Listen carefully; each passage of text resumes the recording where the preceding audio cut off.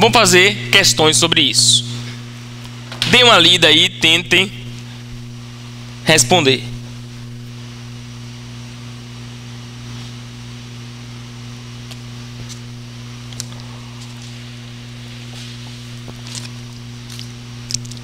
Não se preocupe que todas as questões estão no módulo, viu? Então tá tudo lá, tudo que eu falei tá tudo nessa sequência no módulo. Exatamente. Verdadeiro ou falso, isso. Diz assim: a expressão administração pública em sentido orgânico refere-se aos agentes, aos órgãos e às entidades públicas que exercem a função administrativa. Verdade. Exatamente. Verdadeiro. Veja, essa ideia de orgânico lembra de órgão mesmo. Vem disso mesmo, orgânico. Lembra do órgão. E aqui ele diz, né, agentes, órgãos ou entidades. Daí, quando você lembrar do órgão da administração pública, você lembra da estrutura, né, dos agentes, da estrutura, das entidades. Então, não é o serviço. Quando ele pergunta de forma critério formal, porque muitas vezes o concurso não vem os três, aliás, a maioria das vezes o concurso não vem os três juntos. O concurso vem a administração pública vista sob o aspecto subjetivo. Então você tem que saber, né? Ou então sobre o aspecto objetivo. Então a gente sempre tenta passar formas de você associar. Quando ele fala critério formal, lembra da forma da administração pública, a estrutura dela. Quando ele diz critério orgânico, da mesma forma, quais são os órgãos da administração pública? Não é o serviço, é os órgãos, a estrutura. Quando ele fala de forma subjetiva, aí você tem que lembrar do sujeito. Subjetivo, algo que é subjetivo, né, que é pessoal, que é interno. Aí você lembra do sujeito e lembra do agente público, porque subjetivo ele está falando dos agentes públicos. Já no critério material ou objetivo é aquilo que objetivamente ela faz, é aquilo que concretamente ela vai realizar, que é o serviço público, que é a atividade administrativa, tá? Vamos ver a segunda questão aí, verdadeiro ou falso também. Vamos lá, direito administrativo é o conjunto harmônico de princípios jurídicos que regem os órgãos, os agentes e atividades públicas que tendem a realizar os fins desejados pelo Estado. Verdadeiro também. Tá? Verdade também. Ele não está totalmente completo, porque ele poderia falar aqui, é o conjunto de regras e princípios, mas é considerado verdadeiro. Direito administrativo é o conjunto harmônico de princípios jurídicos que regem os órgãos, agentes e as atividades públicas que tendem a realizar os fins desejados pelo Estado. Eu fiz assim Sim. Sim. Só que quando ele fala que realizar os fins desejados pelo Estado.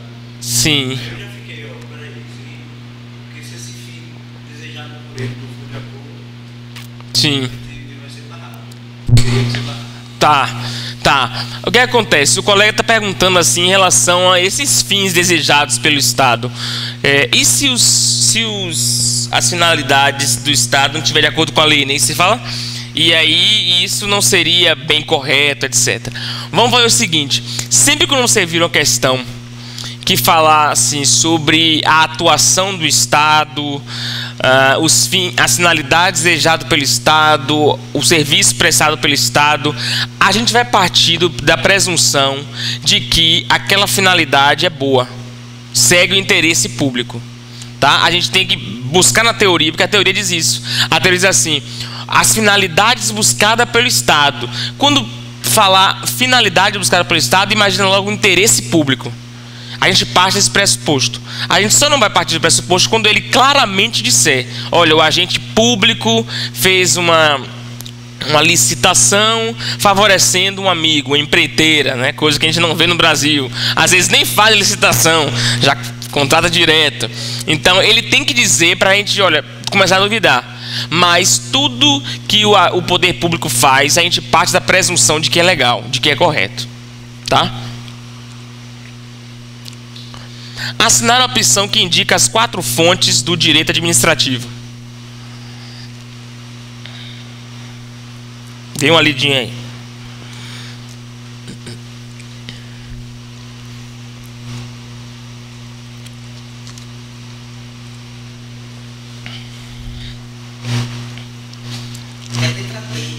Letra D, né? Lei, doutrina, jurisprudência e os costumes. Letra D é a nossa resposta. Lei, doutrina, jurisprudência e os costumes. Aqui as outras eles acabam repetindo, regras e normas, né? É mais por falta mesmo de lei, normas.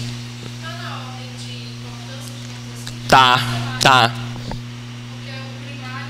É, exatamente. Agora sim, o concurso, vamos parte da pressuposto também de que a principal, o que o concurso cobra, né? O concurso cobra assim: a principal é a lei, é a fonte primária. As outras todas são secundárias. Eu diria assim que a principal é a lei, doutrina e jurisprudência estão ali perto uma da outra, e o costume que é o mais ralé de todos, tá? Porque a administração pública ela não pode usar muito costume, porque a gente adota o princípio da legalidade. O costume ele só vai ser utilizado na última hipótese, quando a lei não disser o que ela deve fazer, aí ela pode usar o costume. Porque a ideia é justamente fechar o cerco. É a última opção. A ideia é fechar o cerco, é não permitir que o gestor público faça coisa por conta própria, ou né, mesmo a lei fazendo isso, já faz, imagine. Então, a lei ela não permite que o gestor público faça coisas do seu próprio pensamento, digamos assim. Ele tem que sempre seguir os parâmetros legais. Não só o gestor público, os agentes públicos de forma geral.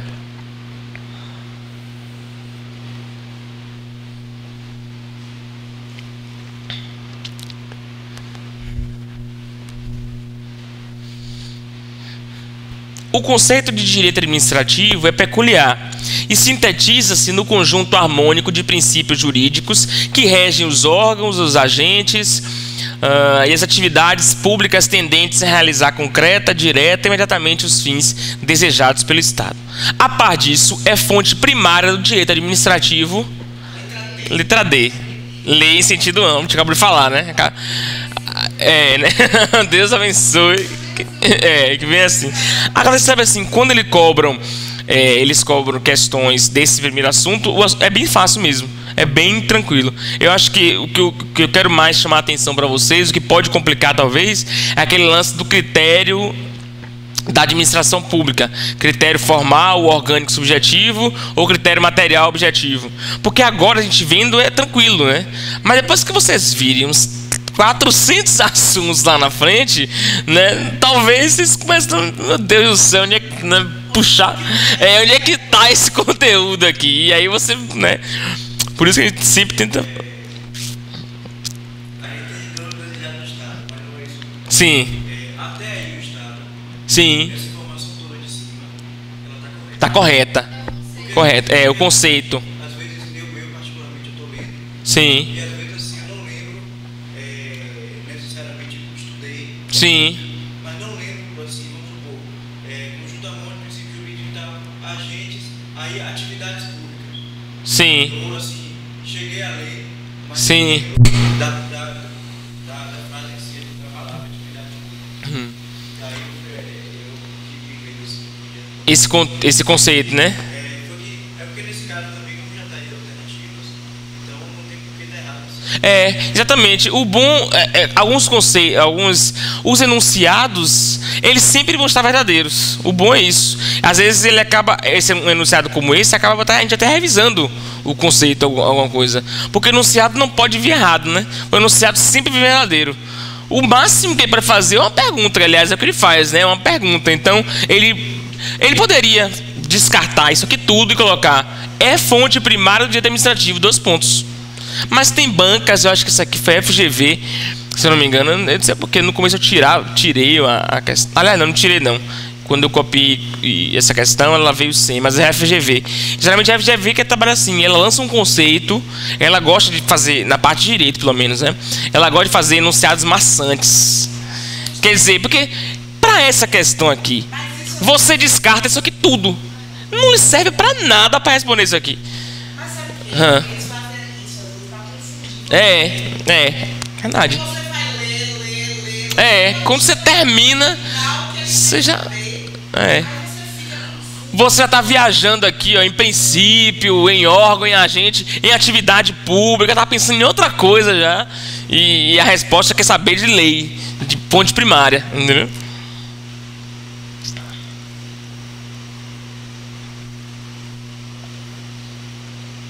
Vamos lá. Regime jurídico administrativo. A gente até falou um pouco sobre o que é um regime jurídico. Toda vez que vocês virem a expressão regime jurídico, eu quero que vocês pensem em conjunto de normas.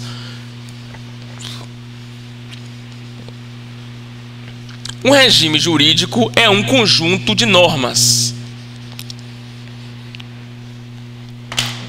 Falou em regime jurídico, pensou em conjunto de normas. De qualquer coisa, regime jurídico administrativo, regime jurídico privado, regime jurídico público, é um conjunto de normas, que a gente chama de regime jurídico, do servidor. No direito, a gente tem a divisão de regime jurídico de direito privado e regime jurídico de direito público. Quando eu falo no regime jurídico, parênteses, conjunto de normas de direito privado, eu estou falando quais são as normas que vão reger o direito privado. E quando eu falo direito privado, eu estou falando em uma relação em que nós temos cidadão versus cidadão. O que eu estou querendo dizer com isso? Veja, o regime jurídico de direito privado são as leis que a gente tem no Brasil, que vão tratar de relações de nós cidadãos com outros cidadãos.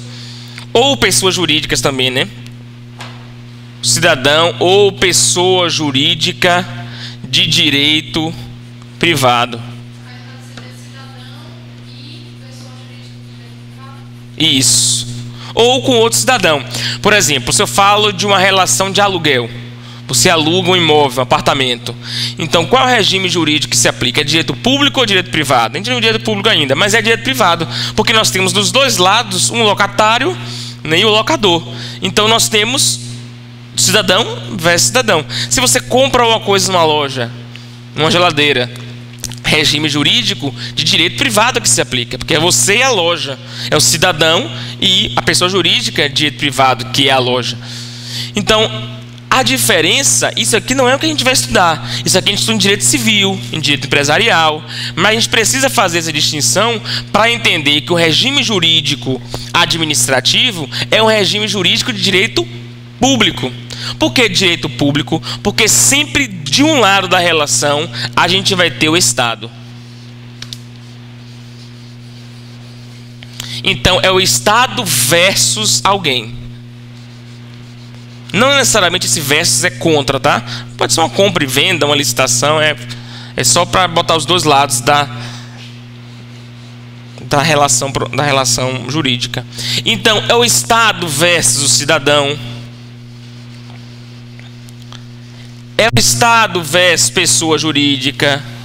É o Estado versus o próprio Estado, uma relação própria.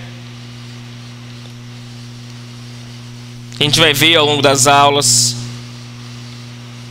Então veja, regime jurídico de direito público é o conjunto de normas que vai regulamentar as relações do Estado, seja com outras pessoas, ou seja consigo mesmo. É isso mesmo.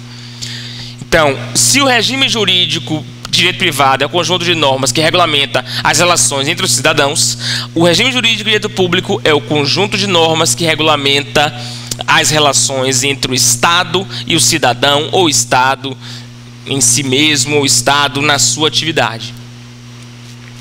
Isso é o regime jurídico de direito público. Então, o regime jurídico que a gente está estudando aqui é o regime jurídico de direito público. Essas regras que a gente vai estudar, que a gente estudou, as regras que nós vamos estudar, as leis que nós vamos estudar, a lei de licitação.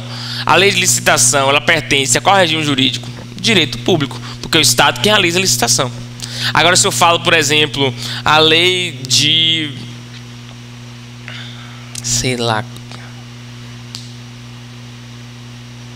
compra e venda, consumidor, tá, não, consumidor tem uma relação estatal forte aí, mas, sei lá, prestação de serviço, qualquer prestação de serviço que o profissional liberal faça, então, qualquer contrato é direito privado. A ideia é você observar, se tiver o Estado no meio, a norma provavelmente vai ser de direito público.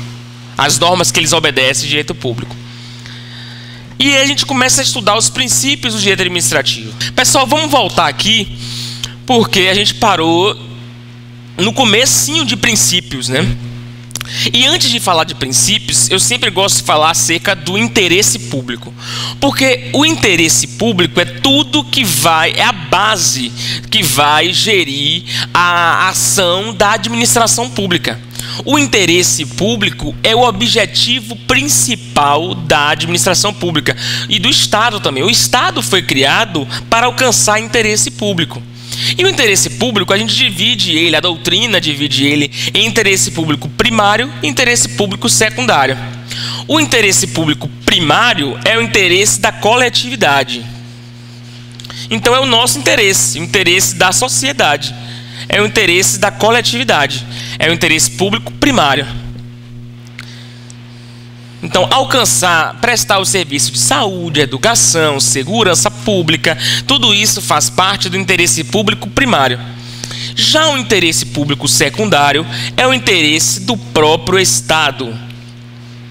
Já o interesse público secundário é o interesse do próprio Estado. Porque o Estado, ele tem os seus próprios interesses também. Porque renovar, sei lá, como eu falei, a frota de carro, renovar computadores, não são interesses diretos da coletividade.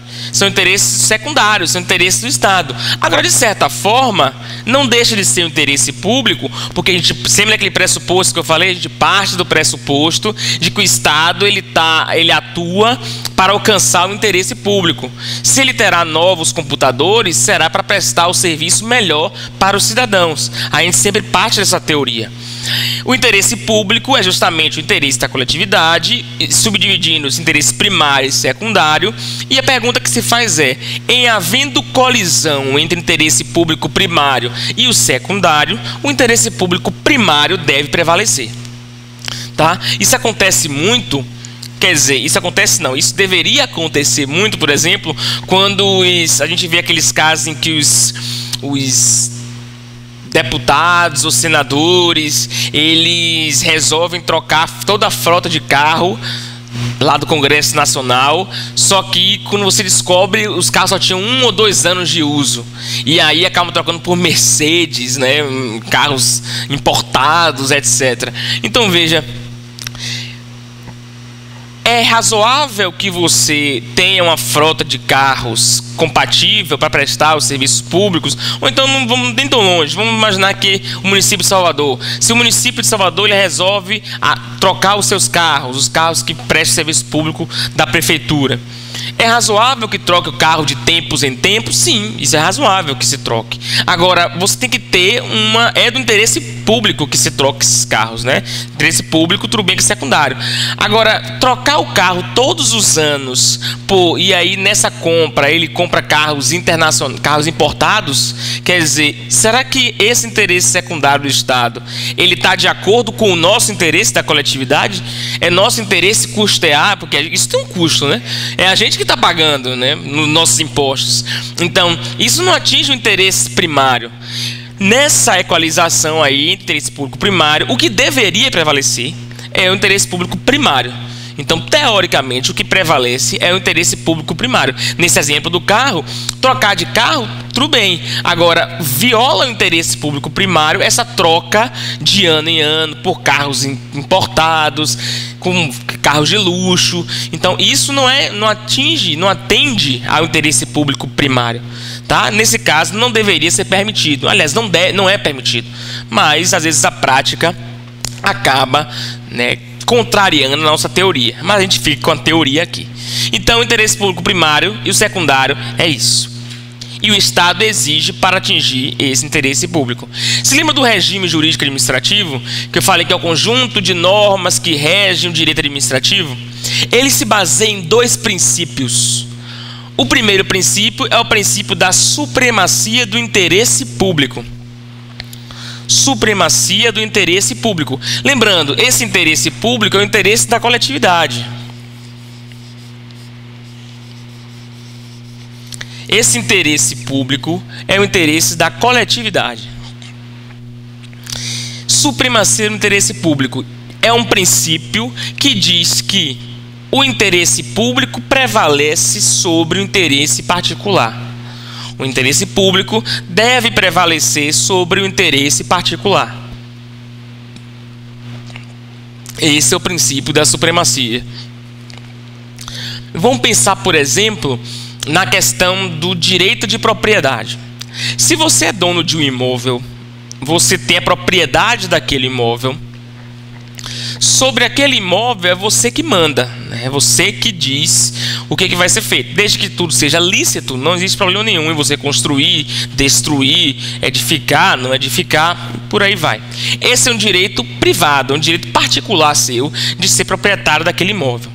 Agora, se o município resolve construir um metrô, ampliar a linha do metrô, e dentre os estudos percebe-se que o melhor caminho passa ali por onde está construído o seu imóvel, e ele tem que desapropriar algumas casas para poder fazer o metrô, que vai atender a toda a coletividade. Nesse caso, a gente deve ponderar qual é o interesse que deve prevalecer. Será que é o interesse do dono do apartamento ou o interesse de toda a coletividade que vai ser beneficiada? Será que deve-se deixar de construir o metrô, que vai facilitar o transporte público de milhões de pessoas, em virtude de dono de um apartamento? Não, porque o princípio da supremacia do interesse público diz que, havendo interesse... perdi a minha frase ali. Mas, havendo a colisão entre interesse público e interesse privado, interesse particular, o interesse público deve prevalecer. Então, desapropria aquele imóvel e constrói-se ali o metrô. Tá? Então, é essa ideia, essa teoria que a gente chama de relativização dos direitos. Havendo um embate entre interesse público e particular, o interesse público deve prevalecer. A gente sempre tem que olhar o Estado, não olhar, por exemplo, a prefeitura desapropriou minha casa, o Estado ou a União, o governo federal desapropriou minha casa. A gente deve enxergar o poder público como um representante do interesse público. Ele é apenas um agente que executa, mas para atingir um objetivo final, que é atender o interesse público, que é prestar o serviço público, seja de saúde, educação, transporte, segurança e por aí vai. Tá? Então, essa teoria da relativização dos direitos, ela diz isso. Nesse embate, o interesse público deve prevalecer, porque o interesse público ele é baseado na supremacia. O interesse público sempre vai prevalecer diante do particular. Por exemplo, eu acho que um exemplo disso Sim. estão construindo ali, perto do São Rafael, a Avenida Gal Costa, que é a interligação entre o subúrbio e a paralela. Né? Então, tinha algumas comunidades ali, 3 comunidades. Sim. Tipo uma invasão, 3 invasões. E aí, o Estado Desapropriou? Sim. essas invasões para poder fazer a construção da Avenida Gal Costa. Sim, exatamente. A colega está dando um exemplo aqui de que a avenida que está sendo construída aqui em Salvador, a Gal Costa, que vai ligar o subúrbio e a paralela, ela está sendo construída mediante desapropriações de comunidades. Exatamente, ali você desapropria para construir aquela estrada, porque você fala, poxa, as famílias moram ali, né? Como é que pode fazer isso? Eu sei que causa às vezes uma sensação assim. A gente sempre se coloca num lugar, né? Imagina você morando em um lugar e o poder público lhe tirando. Você mora Você já construiu. Exatamente. Mas em virtude desse princípio é que legitima isso, é que isso acaba acontecendo. É o quê? Sim, as indenizações. A gente vai ver, numa das últimas aulas, desapropriação. Que a gente vai ver que tem que indenizar, etc. Alguns eles relocaram para esse projeto da Minha Casa Minha Vida. Sim. Tinham 500 e poucas casas, aí 500 e poucas famílias aceitaram mudar, né? Para Sim. Minha Casa Minha Vida. E os outros não quiseram dinheiro. Ah, entendi. Eles tiveram essa opção de escolha. Então, Sim, é possível. A parte aceita, pode outro imóvel, né? E outros. O importante é que tem que ter indenização. O segundo é a teoria da relativização dos direitos. É justamente essa ideia de que o direito de propriedade ele é absoluto. Você tem o seu direito de propriedade. Agora ele é relativizado em face da supremacia do interesse público. Tá? Então, assim, a gente tem que pensar, essa supremacia do interesse público vai permear todas as nossas aulas. A gente sempre vai ver que ele pode fazer, a administração pública pode fazer muita coisa em virtude do interesse público. Só que, junto com essa supremacia do interesse público, vem a questão da indisponibilidade do interesse público. A gente viu que a supremacia ela dá uma grande força para a administração. A supremacia faz com que a administração pública ela tenha força de desapropriar, força de construir, de destruir, enfim. Só que, meio que de forma para equalizar isso, para atenuar um pouquinho, vem o princípio da indisponibilidade do interesse público. O interesse público é supremo, mas ele é também indisponível. O que significa dizer que o interesse público é indisponível? Significa que o agente público ele não pode dispor do interesse público, ele não pode abrir mão do interesse público, ele não pode usar a máquina pública para atingir interesses pessoais, porque a administração pública ela é construída, ela existe, estruturada para prestar o serviço público. Então, o interesse público ele é indisponível, não se pode abrir mão, não se pode fazer nada na administração pública que não vise a alcançar o interesse público. Então, o regime jurídico administrativo, é muito importante que vocês tenham essa concepção. O regime jurídico administrativo, ele é composto por dois princípios. De um lado, nós temos a supremacia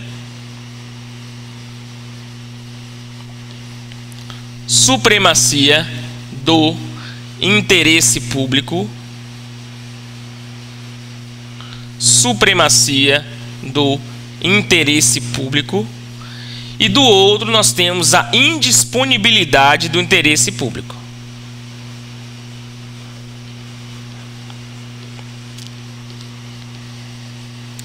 Nós temos a indisponibilidade do interesse público. Ele é supremo, mas ele é também indisponível. Ficou claro esses dois princípios? São princípios bastante importantes que a gente tem aí, que formam um regime jurídico administrativo. A supremacia dá muito poder ao Estado. Sim. Dá poder para poder cumprir o serviço público. O interesse público é supremo, né? E acaba tendo forças para o Estado fazer várias coisas, né? E a disponibilidade é qual? A indisponibilidade é no sentido de que ela proíbe que o administrador, que o gestor, utilize a supremacia de forma pessoal.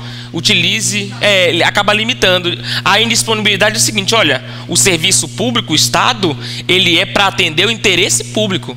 E não para você ficar dispondo, não para você ficar vendendo, ou transacionando, ou atendendo interesses pessoais. Né? Ele é indisponível. Não pode deixar de alcançar o interesse público. Tranquilo com isso ou alguma dúvida? Supremacia e indisponibilidade. A gente vai ver umas questões ainda aí ao final. Então, existem 5 princípios que são chamados os princípios mínimos da administração pública, que estão previstos na Constituição, artigo 37. Constituição, artigo 37. Aliás, leitura obrigatória para quem quer acertar as questões de direito administrativo é a leitura dos artigos 37 a 42 da Constituição. Vamos lá, nem é tanta coisa assim. Então, tem que ler, porque todo o conteúdo praticamente administrativo da Constituição está nesses artigos aí. Artigo 37 e 42, leitura obrigatória. Aí fala de licitação, fala de responsabilidade, fala dos princípios, fala de agente público. Tudo que a gente vai ver ao longo de todas as nossas aulas está aqui nesse artigo 37 e 42. Claro, não é só isso, mas a base é essa aí. Da Constituição Federal, de 88. Sim, eu ouvi falar que nós temos 5 princípios que estão previstos no caput desse artigo. Caput é a cabeça do artigo, o comecinho do artigo. O artigo 37 diz assim, que a administração pública... Acha. Diz lá, Constituição Federal. No Google aparece a Constituição. Isso, exatamente.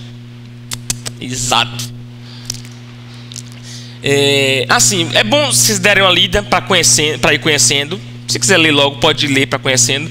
Mas ao longo das aulas você vai, poxa, isso eu vi lá no artigo no meio. Porque agora você vai ler, você vai ver, licitação, não dei. Responsabilidade, poxa, ainda não dei. Realmente, a gente não deu tudo ainda. A gente vai dar isso tudo ao longo das aulas. Mas é bom para você já ir identificando que está ali, né, que é a previsão legal. Então nós temos 5 princípios da administração pública. São legalidade, impessoalidade, moralidade, publicidade e eficiência. Que geralmente quem estuda para concurso já tem a expressão que usa, né? Que é o LIMP.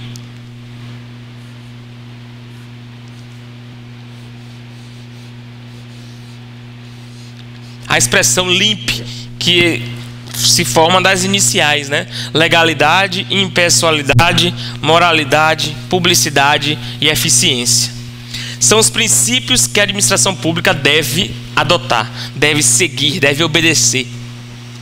O LIMP.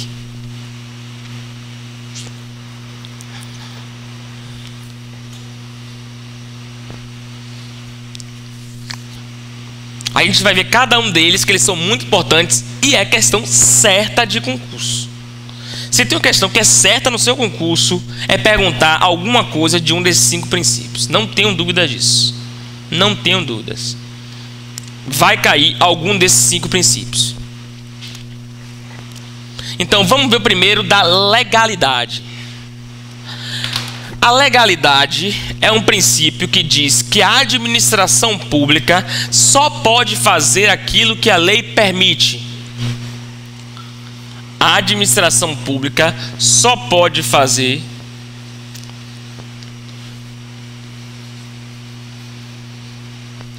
o que a lei permite.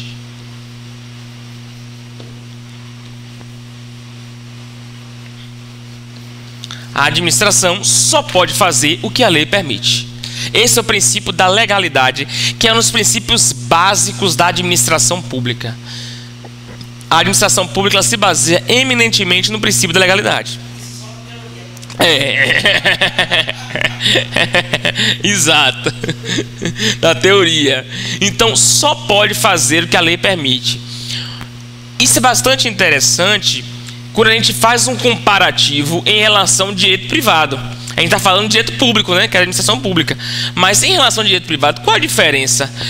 A diferença é que para nós cidadãos não é a regra de só pode fazer aquilo que a lei permite. Os cidadãos, a regra é meio que o sentido oposto. A gente pode fazer tudo aquilo que a lei não proíbe. Então, para os cidadãos, para o direito privado, nós podemos praticar tudo aquilo que a lei não proíbe. A administração pública, ao contrário, ela só pode fazer o que a lei permite. Vamos dar um exemplo. A administração pública, a gente, os cidadãos, se a gente quiser inventar um contrato, a gente pode inventar qualquer tipo de contrato. A gente pode inventar um contrato, sei lá, um contrato de estudo, e aí você faz um contrato com a pessoa, de que a pessoa estuda e você paga, enfim, sei lá, inventa uma coisa aí, inventa um contrato louco. A gente pode inventar, desde que não seja proibido pela lei, a gente pode inventar, desde que a gente não cometa nenhum crime, a gente pode inventar um contrato. A administração pública não. A administração pública, se não houver previsão legal daquele contrato, ela não pode inventar. É por isso que eu digo que a administração só pode fazer o que a lei permite. A administração só faz a licitação porque a lei permite. Ela só faz concurso público porque a lei permite. Ela só faz contrato de concessão, permissão, porque a lei permite. Percebe como a administração pública ela precisa de uma lei que diga você pode fazer? Para a gente não precisa de uma lei dizendo você pode fazer. A gente só precisa que exista uma lei que não proíba. Se não for crime, não for nenhum dano que vai causar alguém, a gente pode fazer o que quiser. Sabe? Então, a diferença do direito público para o direito privado é esse. E a administração só pode fazer aquilo que a lei permite. Como a lei, a gente viu que é a fonte primária Por isso que a gente diz que é a fonte primária, porque é o princípio da legalidade. Tranquilo com isso? Alguma observação que vocês queiram fazer? Algum comentário? No caso, a disponibilidade do interesse público limita a supremacia. Sim, E sim. vamos dizer que o princípio da legalidade também limita essa supremacia? Sim, a colega perguntou se o princípio da legalidade limita a supremacia. Sim. Aliás, o princípio da legalidade ele é o grande limite da administração pública. Aliás, ele é a base da administração pública. Uma das bases, né? Não posso dizer que é a base. Só o que a lei permite. Se tiver fora da lei, o ato é nulo. Ele não pode, o ato é nulo, deve ser retirado do ordenamento jurídico. O princípio da legalidade é o quê? É o grande limitador? É a grande. Isso, exato. É o grande limitador da administração pública. É ele que limita a administração pública, que diz qual é, até onde a administração pública pode ir. Tá? Segundo princípio, que é o princípio da impessoalidade. Impessoalidade. O princípio da impessoalidade é aquele princípio que diz que a administração pública deve tratar todos iguais. Não pode estabelecer discriminações. Não pode tratar todos iguais, não. É proibida discriminações, porque isso a gente vai ver em princípio da igualdade. Mas é proibida discriminações. A administração pública não pode discriminar os administrados. Não pode discriminar os administrados. Não pode dar favorecimentos ou prejuízos aos administrados. Celso Antônio Bandeira de Melo, que é esse que eu resumi aqui, né? CABM, Celso Antônio Bandeira de Melo, que fala que a administração pública não pode agir com ações, ele diz assim, detrimentosas para os administrados, não pode causar prejuízos aos administrados. É por isso que, aliás, existe o concurso público.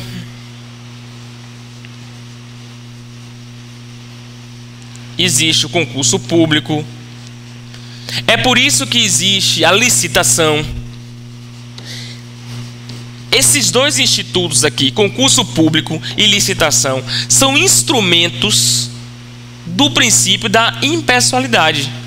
Porque se eu faço um concurso público, eu, administração pública, faço um concurso público, eu estou contratando não com base em critérios pessoais.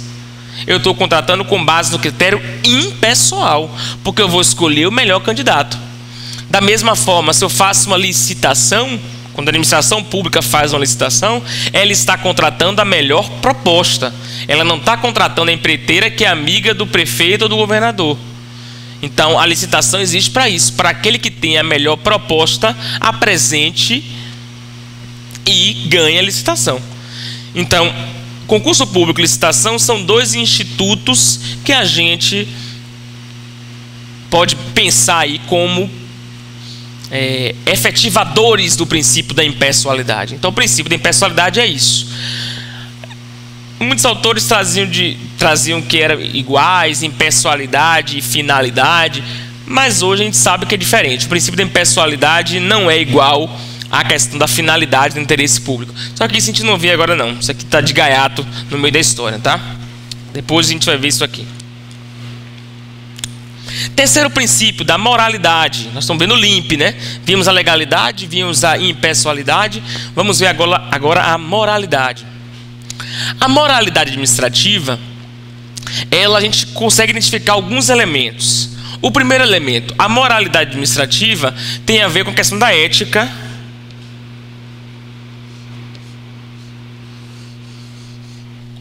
no serviço público.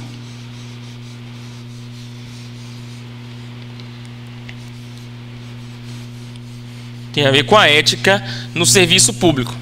A moralidade administrativa, ela também tem a ver com a boa utilização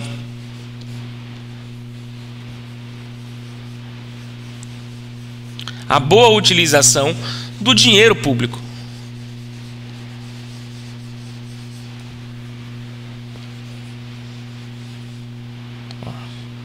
Boa utilização do dinheiro público.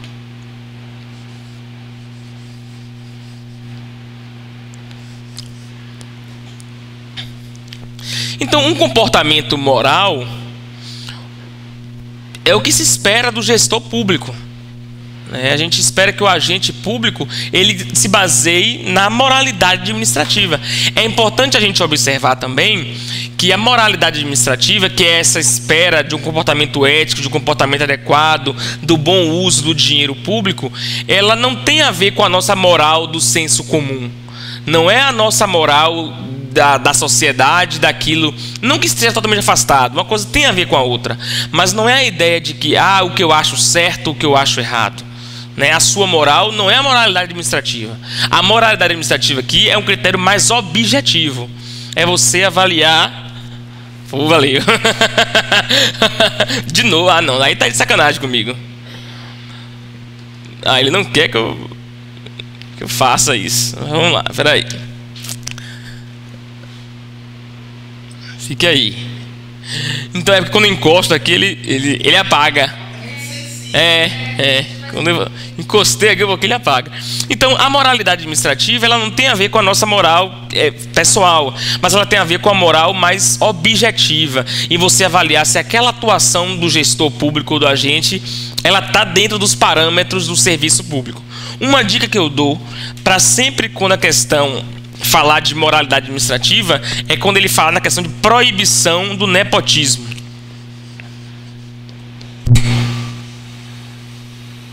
Proibição do nepotismo.